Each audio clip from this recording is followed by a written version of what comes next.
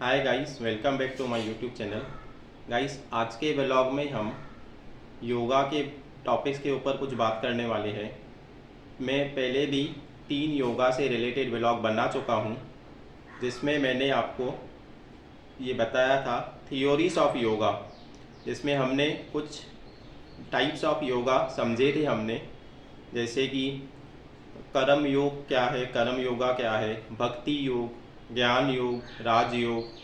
हमने इन्हें समझा था। कुछ पिछले ब्लॉग्स में हमने लॉ ऑफ अट्रैक्शन समझा था। हमने कुछ सबकॉन्शियस माइंड के पावर के बारे में कुछ हमने समझा था। ऐसे कुछ टॉपिक्स हमने समझे थे। आज उसी का ही एक जो है थियोरीज ऑफ योगा में ही, और उसके अलावा ये जो अलग अलग टाइप्स के योगा है, ये एक स्पिरिचुअल पाथ पे किस तरह से काम करते हैं, हमने वो सब समझा था। आप मेरे चैनल के प्लेलिस्ट में जाके मेरे पिछले ब्लॉग देख सकते हैं आप। योगा 1, योगा 1, योगा 2, योगा ब्लॉग 3, और ये जो है योगा ब्लॉग 4 करके मैं बनाऊंगा, जिसमें हम उससे भी कुछ आगे बात करने वाले हैं। हमने योगा के टाइप समझे, हमने स्पिरिचुअलिटी के ऊपर थोड़ा बात किया था। ऐसे काफ़ी चीज़ें हमने समझी थी। आज हम थोड़ा सा उसमें हम आगे बढ़ने वाले हैं। और ये मेरा एक हॉबी है। वैसे मेरा जो चैनल है पूरा ट्रैवल ब्लॉग्स पे है, 90% ट्रैवल ब्लॉग्स है, लेकिन ये आपको मेरे चैनल के प्लेलिस्ट में माय लाइफ जर्नी में ये आपको इस तरह की वीडियोस मिलेंगे। और मैं ये जो टॉपिक्स पे जो ये नॉलेज जो थोड़ा शेयर कर रहा हूँ, वो कुछ एक्सपीरियंस बेस पे और कुछ सर्टिफिकेट बेस के ये जो है वीडियोस में बना रहा हूँ। और जो लगभग मैं जितना मुझे नॉलेज है उतना मैं शेयर कर चुका हूँ। और ये जो है लगभग ये थर्ड ब्लॉग में मैंने आपको बोला था कि ये लास्ट ब्लॉग है। इससे ज़्यादा जितना मुझे नॉलेज था उतना मैंने शेयर किया है, लेकिन ये जो है मैंने मिला जुला के एक टॉपिक मैंने खुद का बनाया है, जो मैं आपके साथ ये भी शेयर कर रहा हूँ। और उसके बाद जैसे ट्रैवल ब्लॉग से उसी तरह मेरा काम होता रहेगा, ट्रैवल ब्लॉग्स पे ही ब्लॉग्स आते रहेंगे। इसमें आज का जो टॉपिक है बहुत इम्पोर्टेंट टॉपिक है, जो मैंने अपने मतलब जो है काफ़ी चीज़ों से जैसे मतलब मिला जुला के एक टॉपिक ये है आज का मेरा कि बैलेंस्ड ऑफ लाइफ क्या होता है। ये जो टॉपिक है, वैसे तो हम सबको सब कुछ पता रहता है, वो अलग बात है। हम चीज़ों को ऑब्जर्व करते हैं, हम चीज़ों को अंडरस्टैंड करते हैं, हम कुछ चीज़ों पे फोकस करते हैं, लेकिन आज का जो ये टॉपिक है ये हमें कुछ हमारी जो अंदर जो कुछ मतलब अच्छाइयाँ रहती है, कुछ बुराइयाँ रहती है, उस सबको बैलेंस हमें समझना है कि बैलेंस क्या होता है। आपने नॉर्मली सत्संग में सुना है हमने कि इंसानों में हम में 5 विकार होते हैं, काम, क्रोध, लोभ और अहंकार, और उसके बाद जो है मोह। ये 5 आपने सुना है सत्संग में कि इससे जो है जिसने भी इसके ऊपर विजय पा लिया, मतलब उसने समझो भगवान को पा लिया, भगवान को हासिल कर लिया।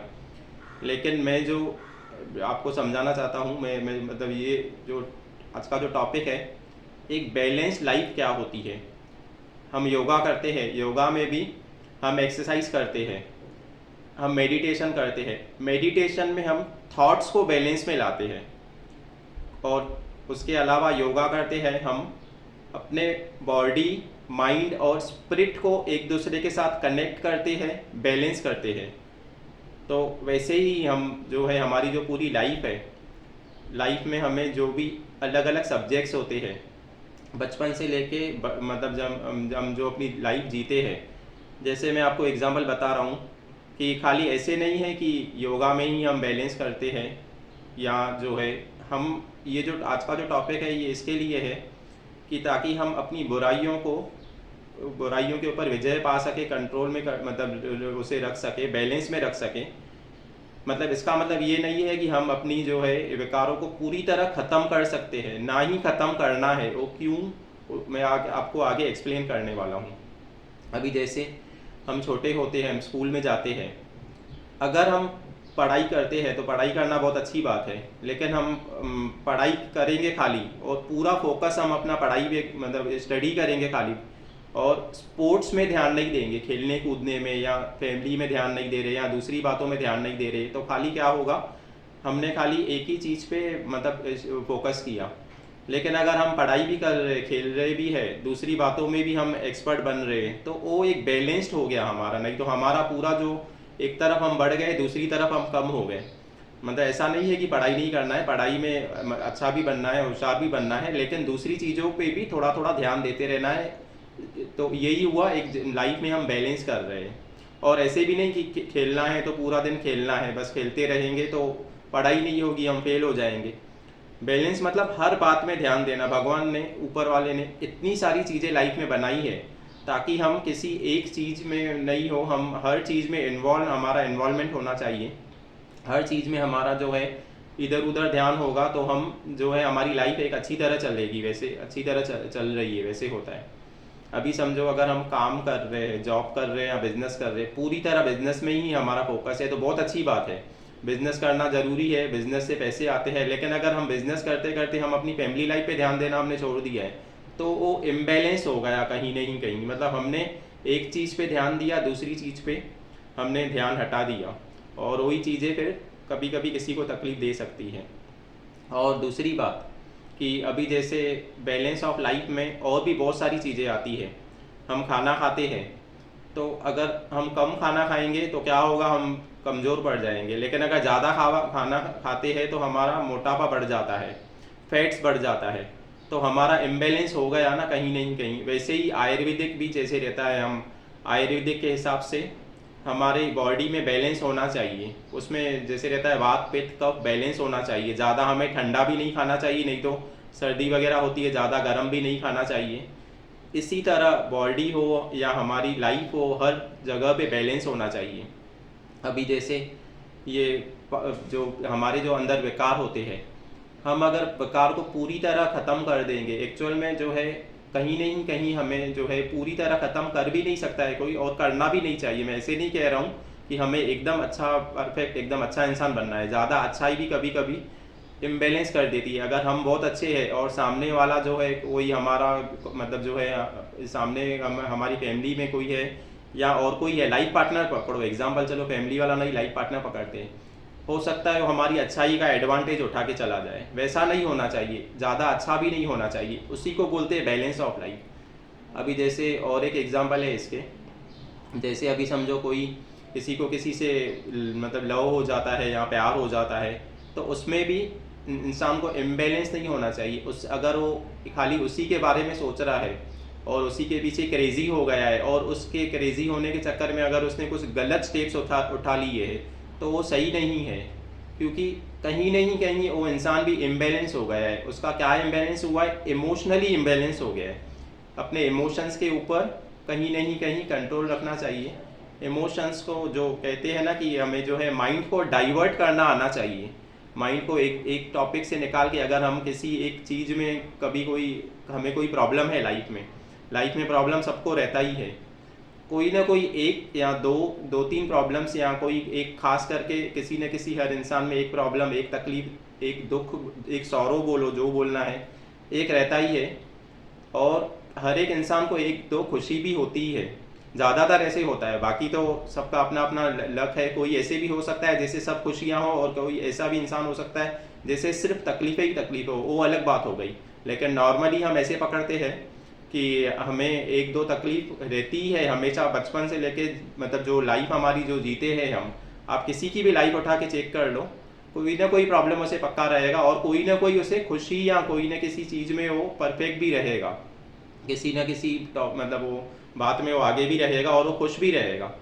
लेकिन होता क्या है कि हम अपने जो है तकलीफ़ों के बारे में ज़्यादा सोचते हैं, कभी कभी ऐसे होता है। तो क्या होता है कि फिर इंसान जो है वो चीज़ में डिप्रेशन में आ सकता है।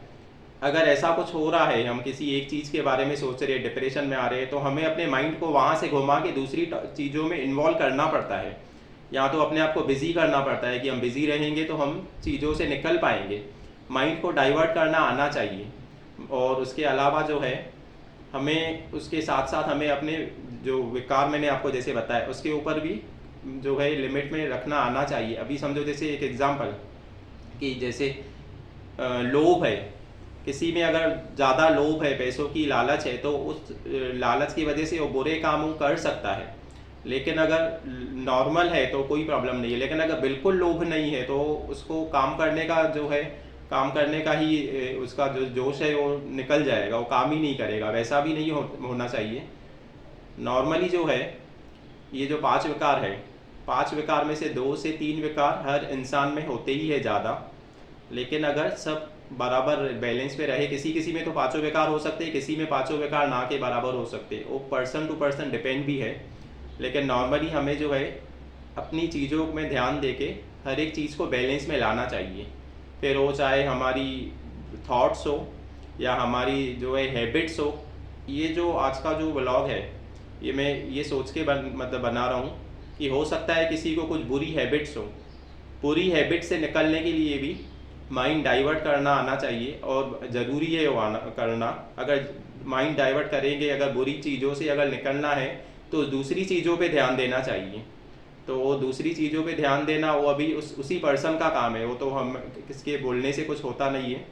तो आज का जो टॉपिक है, लगभग जो आज का ब्लॉग है, इसका जो मेन पर्पस यही है कि हो सकता है ये ब्लॉग बनाने से कोई अपनी कुछ बुराइयों को आगे पीछे करके मैनेज कर सके, ताकि एक मैनेजमेंट हुआ, एक माइंड मैनेजमेंट भी इसे कह सकते हैं कि हम अपने माइंड मैनेज करके हमें आगे चलते रहना चाहिए ज़िंदगी में। जैसे मतलब हम खाने पीने के ऊपर भी डिपेंड रहता है, तो ऐसे बहुत सारी चीज़ें रहती है लाइफ में। अभी मैं इसको ज़्यादा और बड़ा करूँगा ब्लॉग का, तो एक्सप्लेन भी करने मुझे जो है उतना मतलब ईजी नहीं है एक्सप्लेन करना, और ना ही जो है ये टॉपिक ज़्यादा लंबा करूँगा तो ब्लॉग भी ज़्यादा लंबा हो जाएगा। मुझे लग रहा है कि आज का ब्लॉग यहाँ तक ठीक है, और ये ब्लॉग अच्छा लगे तो लाइक कीजिए, शेयर कीजिए, चैनल पे न्यू हो तो सब्सक्राइब कीजिए। बाकी मिलेंगे हम नेक्स्ट ब्लॉग में। नेक्स्ट ब्लॉग आने वाला है हमारा ट्रैवल ब्लॉग से, नॉर्मल जैसे चल रहा है। और ये जो लगभग जो है मैंने लगभग योगा से रिलेटेड और कुछ स्पिरिचुअलिटी रेकी जो मैंने कोर्सेज किए, इससे मिला जुला के मैं 3 योगा ब्लॉग बना चुका हूँ। योगा मीन्स नॉट खाली एक्सरसाइज, एक योगिक लाइफ कैसे जीनी है, योगिक लाइफ कैसी होती है, उसमें मैंने आपको लॉ ऑफ कर्मा वगैरह सब समझाया था। वैसे तो सब कुछ जो है, एक जीवन जो है, हम कुछ भी बोले, जीवन जो है एक कर्म फल है, वो डिपेंड है हम किस तरह के कर्म करते जा रहे हैं, उस हिसाब से लाइफ हमारी चलती जाती है। और सबसे इम्पोर्टेंट यही रहता है लॉ ऑफ कर्मा। हमारे कर्म अच्छे होते जाएंगे तो बाकी सब हमें रास्ते खुद ब खुद आगे मिलते जाते हैं। तो आज के लिए इतना ही ठीक है, बाकी मिलेंगे हम नेक्स्ट ब्लॉग में।